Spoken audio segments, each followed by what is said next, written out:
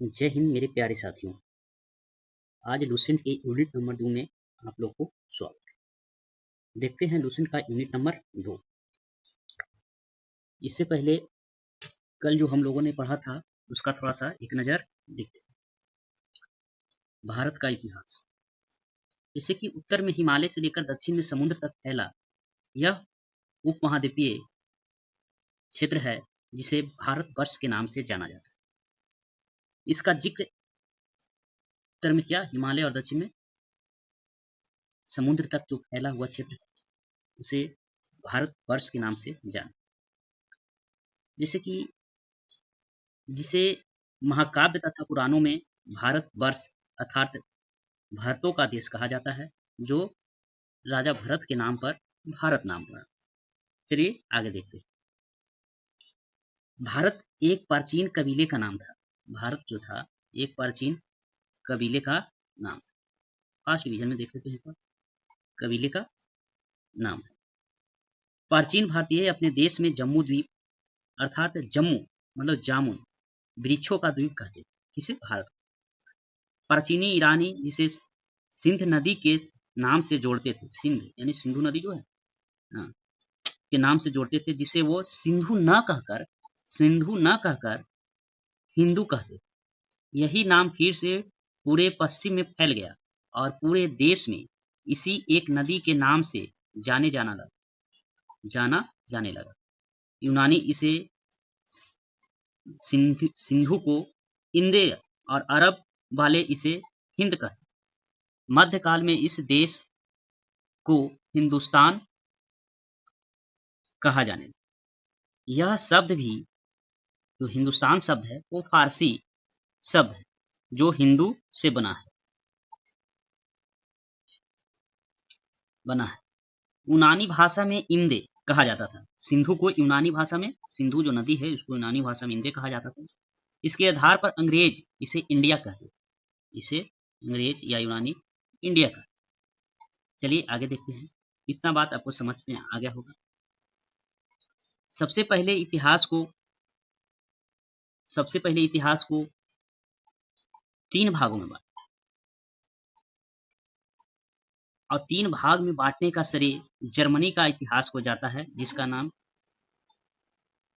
Christophe सेलियस था। जो बांटे वो पहला भाग था प्राचीन भारत और एक था मध्यकालीन भारत और एक था आधुनिक काल। ये 3 भाग में बांटा, जिसका श्रेय जर्मन के इतिहास क्रिस्टोफ सेलियस को जाता है। और हम इसे विश्व का इतिहास भी इसी में ऐड कर दिया, जिसे पढ़ना है। तो चलिए देखते हैं एंशिएंट हिस्ट्री, जिसे प्राचीन भारत कहा जाता है। प्राचीन भारत का इतिहास के विषय में जानकारी मुख्यतः 4 स्रोतों से प्राप्त होती है। कितने स्रोत से? 4 स्रोत से। पहला हो जाता है धर्म ग्रंथ, दूसरा हो गया ऐतिहासिक ग्रंथ, तीसरा हो गया विदेशियों का विवरण तथा चौथा हो गया पुरातत्व संबंधी साक्ष्य। धर्म एवं ऐतिहासिक ग्रंथ से मिलने वाली महत्वपूर्ण जानकारी भारत का सर्वप्रथम धर्म ग्रंथ वेद से मिलती। धर्म ग्रंथ में वेद है, उससे जानकारी मिलता है, जिसके वेद के रचयिता या संकलनकर्ता महर्षि कृष्णदेवराय वेद व्यास को माना जाता है। ये ध्यान में रखें। वेद पूछेगा वेद कितने हैं, वेद। चलिए आगे आपको वेद के बारे में पढ़ाएंगे, यानी कि वेद कितने हैं सबकी जानकारी आगे मिलेगी। पहले देख लेते हैं, फर्स्ट डिवीजन कर रहे हैं। कल ये बात आपको बता देते, थोड़ा सा डीप में बता देते हैं, जिससे आपको अच्छे से समझ में आ जाएगी। तो धर्म ग्रंथ के अंतर्गत वेद, वेदांग, पुराण, उपनिषद पढ़। दूसरा नंबर हो गया था ऐतिहासिक ग्रंथ, जिसे ऐतिहासिक ग्रंथ में आपको जातक एक ग्रंथ है, जिससे प्राचीन भारत का इतिहास की जानकारी मिलती है। उसी तरह आगम हो गया, अष्टाध्यायी हो गया, राजतरंगी। अब देखते हैं विदेशी यात्रियों का विवरण। जैसे कि हमारे भारत देश में प्राचीन काल में विदेशी यात्री आए, जैसे कि चीनी यात्री आए, अरबी लेखक आए, यूनानी लेखक आए, ये सारे लेखकों के माध्यम से प्राचीन भारत का इतिहास की जानकारी मिलती है। चलते हैं चौथा नंबर देखते हैं, पुरातत्व संबंधी साक्ष्य से मिलने वाली जानकारी। ऐसे तो पुरातत्व शास्त्र का पितामह अलेक्जेंडर कनिंघम को कहा जाता है, जिसके अंतर्गत अभिलेख या अन्य चीजें से हमको प्राचीन भारत के इतिहास की जानकारी मिलती है, जैसे हाथी गुफा अभिलेख, जूनागढ़ अभिलेख, नासिक अभिलेख। ये सारी चीज की जानकारी अभिलेख के माध्यम से प्राचीन भारत का इतिहास जान सकते। चलिए आगे देखते हैं। ये आपको कल बता दिया गया था कि वेद कितने हैं, 4, जिसमें ऋग्वेद पहला हो गया, दूसरा यजुर्वेद, तीसरा सामवेद, चौथा अथर्ववेद। वेद के रचयिता महर्षि कृष्णदेवरायन है, महर्षि कृष्ण देवपायन है। हर वेद का एक उपवेद होता है, ये कल मैं आपको बताया था। ऋग्वेद का उपवेद अथर्ववेद, यजुर्वेद का उपवेद धनुर्वेद, सामवेद का गंधर्ववेद, अथर्ववेद का शिल्प। ऋग्वेद में 10 मंडल, 1028 सूत्र, सूत्र को श्लोक भी बोला जाता है। मंडल के बारे में आपको अच्छे से समझा दिए थे, मेन थे। तीसरा मंडल में सूर्य देवता को समर्पित है, 9वां मंडल सोम देवता को समर्पित है, और 8वां हस्तलिखित ऋचाओं को खील कहा जाता है। ऋग्वेद सबसे पुराना वेद है। ऋग्वेद में गायत्री मंत्र का उल्लेख किया गया है। ऋग्वेद में इंद्र के लिए 250 ऋचाओं का वर्णन किया गया है, और अग्नि के लिए 200 रचनाओं का वर्णन किया गया है। इस तरह से आपको कल समझा दिया गया था। चलिए आगे देखते हैं।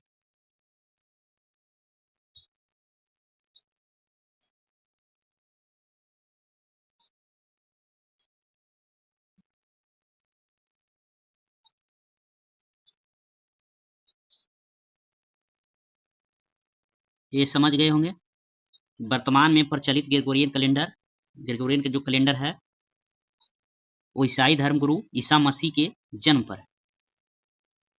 वीसी का फुल फॉर्म समझ में आ गया आपको, before the birth of Jesus Christ. मतलब कि इसका ईसा मसीह के जन्म के पहले का समय को ईसा पूर्व या बीसी कहा जाता है। ये आप समझ गए होंगे यहाँ तक। एडी का मतलब समझ गए होंगे, एनोमा डोमिनी।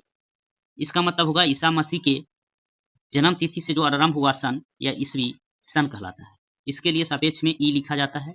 ई को लैटिन भाषा में एडी में भी लिखा जाता है। यहाँ तक आपको समझ में आ गए होगा। चलिए आगे देख। अब आ गया संवत, जिसे कि संवत 4 बोलते हैं। विष्णु संवत, जिसे 57 से लेके 58 BC तक को समय को कौन सा संवत कहते हैं? विक्रम संवत। शक संवत, शक संवत देखिएगा, शक संवत हो गया। शक संवत यहाँ लिखा है, थोड़ा आज जो PDF का जो कलर सही नहीं आ रहा है, थोड़ा सा परेशानी होगी, इसके लिए माफी चाहता हूँ। चलिए देखिए, शक संवत का जो ईस्वी होता है 78 ईस्वी में स्टार्ट हुआ। शक संवत चालू करने वाला कुषाण वंश के शासक कनिष्क था, जिसने ग्रेगोरियन कैलेंडर को भी शक संवत के आधार पर जन्म ईस्वी बर्थडे ऑफ ईसा मसीह, यह भी आपको समझा दिए थे। चलिए गुप्त संवत के बारे में देखते हैं। गुप्त संवत का जो समय है तो 319 से 320 ईस्वी, जो भी आपको बताए थे। एडी के मतलब, एडी का शॉर्ट फॉर्म में ये लिखते हैं। चलिए आगे देखते हैं। गुप्त संवत चालू करने वाला शासक था चंद्रगुप्त प्रथम। एक होता है हिजरी संवत, जैसे 122 ईस्वी है, जो मुस्लिम धर्म के संस्थापक मोहम्मद साहब ने 622 ईस्वी में ज्ञान की प्राप्ति की, जो हीरा नामक गुफा में इनकी ज्ञान की प्राप्ति हुई थी, और उसी ने हिजरी संवत की शुरुआत की थी। चलिए थोड़ा सा विक्रम संवत में देख लेते हैं। विक्रम संवत उज्जैन के स्थानीय राजा विक्रमादित्य थे। स्थानीय राजा जो विक्रमादित्य की उपाधि धारण की। तो शकों के हराया था कौन? उज्जैन के स्थानीय राजा, जिसका नाम अभी तक पता नहीं चला है उस राजा का क्या नाम था, लेकिन वो पता है, लिखा है कि शकों को हराया था। उज्जैन के एक राजा थे जी। विक्रमादित्य की उपाधि अब तक 14 उपाधि धारण किए गए, टोटल 14 उपाधि धारण। इतना तक विश्वास है कि आप लोग को समझ में आ रहा होगा। चलिए धीरे धीरे आगे देखते हैं। शक संवत एवं हिजरी संवत, एक क्वेश्चन है, प्रश्न है कि शक संवत एवं हिजरी संवत के मध्य कितने वर्ष का अंतर होता है? तो शक संवत का काल पीरियड था 544 ईस्वी, सॉरी जो शक संवत, सॉरी यहाँ पे थोड़ा सा मिस्टेक हो गया मुझसे, ये जो आंसर लिखा हुआ मैं सोचा कि, चलिए थोड़ा सा ध्यान दीजिएगा। शक संवत था जो स्टार्ट हुआ था जो 78 ईस्वी में, और हिजरी संवत 622 ईस्वी में।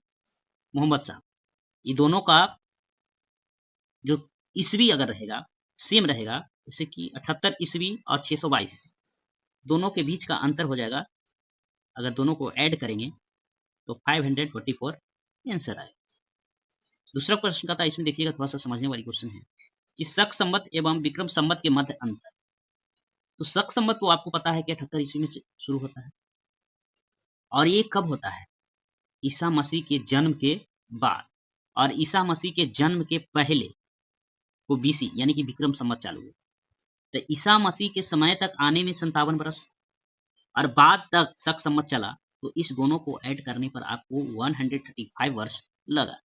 और शक, अगर प्रश्न आए कि शक संवत एवं विक्रम संवत के मध्य अंतर कितना होता है, तो 135 वर्ष। चलिए आगे देखते हैं।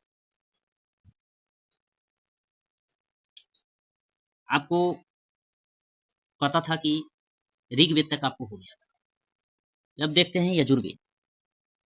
यजुर्वेद कहता है कि यजुर्वेद का जो उपवेद होता है उसका नाम क्या है? धनुर्वेद। यजुर्वेद का जो उपवेद है वो धनुर्वेद।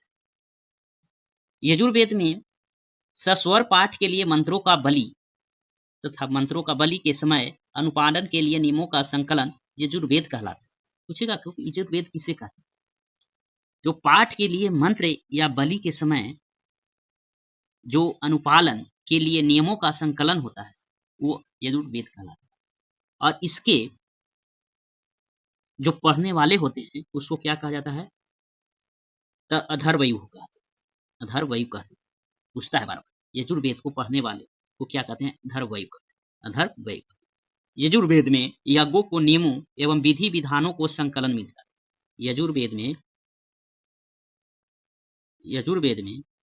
यज्ञों के नियमों एवं विधि विधानों का संकलन मिलता है। आपको बिल्कुल एक अच्छे तरीके से लूसेंट को आपको सामने परोसा जा रहा है। आप अगर ध्यान से, अगर वीडियो को बिना स्किप किए हुए अगर आप पढ़ते हैं तो आप लूसेंट का चीर फाड़ कर ऑपरेशन करके आप अपने दिमाग में फिट कर सकते हैं। चलिए आगे देखते हैं। यजुर्वेद के बारे में आपको अच्छे से समझा देता हूँ। इसमें बलिदान विधि का भी वर्णन किया गया है। किसमें? बलिदान विधि का वर्णन यजुर्वेद में मिलता है। यह एक ऐसा वेद है जो गद्य एवं पद्य दोनों में है। यह एक ऐसा वेद जो गद्य एवं पद्य दोनों में है। चलिए आगे देखते हैं सामवेद। सामवेद का अर्थ होता है, सामवेद में साम का जो शाब्दिक अर्थ होता है उसका होता है गान, संगीत। इस वेद में मुख्यतः यज्ञों के अवसर पर गाए जाने वाले रचाओं या मंत्रों का संकलन है। किसमें? सामवेद में, साम के समय।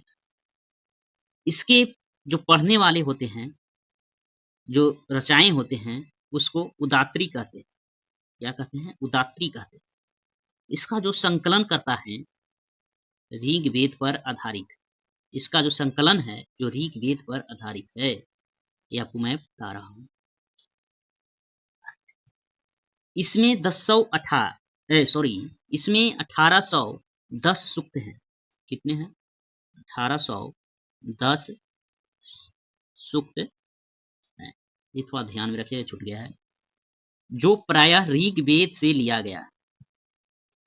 सामवेद को भारतीय संगीत का जनक कहा जाता है, जो आपको बता दी। इसका जो उपवेद है वो गंधर्ववेद है। यजुर्वेद, एक चीज और ध्यान रखिएगा, यजुर्वेद और सामवेद में किसी भी विशिष्ट ऐतिहासिक घटना का वर्णन नहीं किया गया है। चलिए आगे देखते हैं। यहां तक आपको समझ में आ गया होगा कि यजुर्वेद का उपवेद धनुर्वेद होता है। यजुर्वेद गद्य एवं पद्य दोनों में होता है। यजुर्वेद को पढ़ने वाले को उद्धात्री कहते हैं। सामवेद, जिसे संगीत का जनक कहा जाता है, सामवेद को पढ़ने वाले को उदात्री कहा जाते हैं। सामवेद का उपवेद है गंधर्ववेद। साम का शाब्दिक अर्थ गान होता है। इस वेद में मुख्यतः यज्ञों एवं अवसर का गाए जाने वाले ऋचाओं का संकलन है। इतना तक आपको समझ में आया होगा। इसमें जो 1810 सूक्त लिया गया है, जो ऋग्वेद से लिए गए हैं, इसे भारतीय संगीत का जनक भी कहा जाता है। किसे? सामवेद को। चलिए आगे देखते हैं। आगे देखते हैं अथर्ववेद। अथर्ववेद क्या कहता है? अथर्ववेद के बारे में आपको बता देता हूं। अथर्ववेद ऋषि द्वारा रचित वेद है। अथर्ववेद है जो ऋषि द्वारा रचित वेद। इस वेद में कुल, ये ध्यान में कुछ प्रश्न में छूट गया है, तो पॉइंट जो लिख लीजिएगा, 731 मंत्र हैं। कितने मंत्र हैं? 731 मंत्र हैं, तथा लगभग 6000 पद है इसमें। 6000 पद है इसमें। इसके कुछ मंत्र ऋग वैदिक मंत्रों से भी प्रचलित है। किसका? अथर्ववेद का। इसमें औषधों का उल्लेख है। सबसे पहले कहाँ मिला है? तो अथर्ववेद। चलिए आगे देखते हैं। अथर्ववेद का उपवेद होता है क्या? तो शिल्पवेद होता है। अथर्ववेद में जादू टोना, वशीकरण, बलिदान एवं कन्या के जन्म को निंदा करता है। और इसमें मनुष्य मनुष्य मनुष्यों के विचारों तथा अंधविश्वासों का भी विवरण मिला है। किसमें? अथर्ववेद में। अथर्ववेद में परीक्षित को कुरुओं का राजा कहा गया है। किसमें? तो अथर्ववेद में। अथर्ववेद जो है, इसमें सभा एवं समिति, जो आपको यहां बताया गया है, सभा एवं समिति की दो किसकी पुत्रियां हैं? तो प्रजापति की। तो प्रजापति की कितनी पुत्रियां हैं? सभा एवं समिति दो पुत्रियां कहा गया है। आगे देखिए। अथर्ववेद को पढ़ने वाले को क्या कहा जाता है? तो ब्राह्मण कहा जाता है। अथर्ववेद में देवता आपको बता दिए प्रजापति की कितनी पुत्रियां? तो दो। आगे देखिए। और ये भी बात याद रखिएगा, ये अथर्ववेद सबसे प्राचीन वेद है। सॉरी, अथर्ववेद सबसे बाद का वेद या सबसे नया वेद है, और सबसे प्राचीन वेद ऋग्वेद। इतना याद रखिएगा। यहां तक आपको समझ में आ गया होगा। आगे देखिए।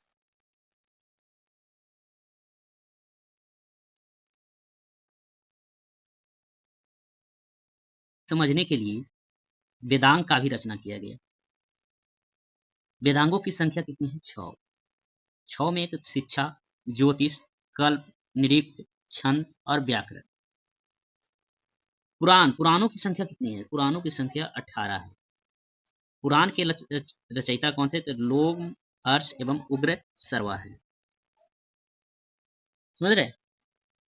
वेद को भली भांति समझने के लिए 6 वेदांगों की रचना हुई, जिसमें शिक्षा यानी कि शुद्ध उच्चारण किसी शास्त्र का करे, इसके लिए शिक्षा की जरूरत पड़ी। कल्प मतलब कि कर्म कांडीय विधि, जिसे कल्प कहा गया, जिसकी जानकारी मिलती है।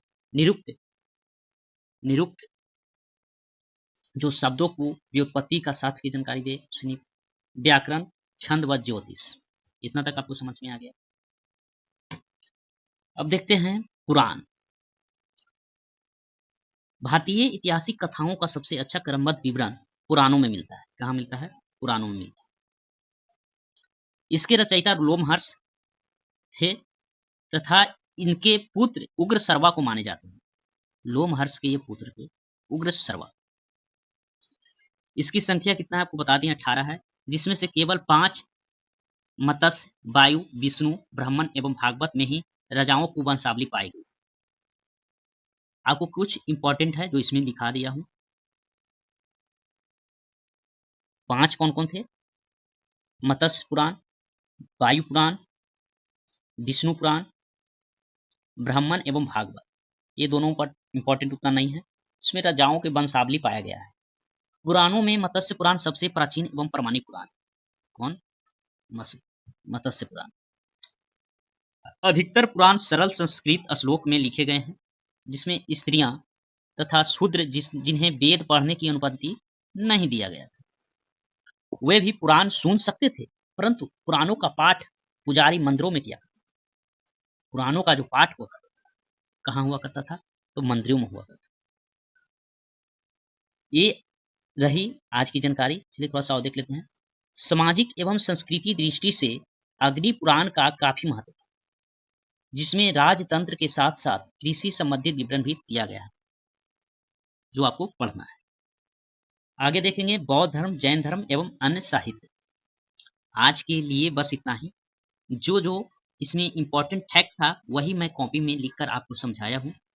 अगर फालतू चीजें इसमें लिखना रहता तो आपके लिए टाइम की बर्बादी होती। जो एग्जाम की दृष्टिकोण से आप अगर इतना कर पढ़ रहे होंगे तो जरूर समझ में आया होगा कि जो भी एग्जाम की दृष्टिकोण से आने वाली क्वेश्चन या प्रश्न है पूछे जाते हैं, उसी को इस वीडियो के माध्यम से आपको समझाया गया है।